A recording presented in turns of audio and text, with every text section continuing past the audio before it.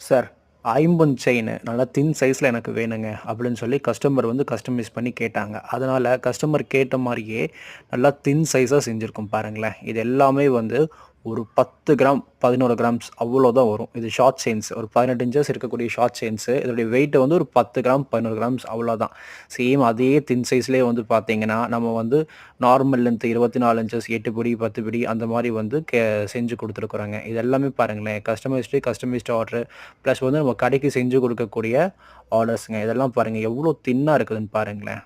Plain டிசைன்ல எவ்வளோ தின்னா இருக்குன்னு பார்த்துக்கங்களேன். ரொம்ப வெயிட் கம்மி. ஒரு 10 டூ 15 கிராம்ஸ் 24 இன்ச்சஸ் செயின் எல்லாமே வந்து பார்த்தீங்கன்னா, ஒரு 10 கிராம்லேருந்து 15 கிராமுக்குள்ள தான் வரும்.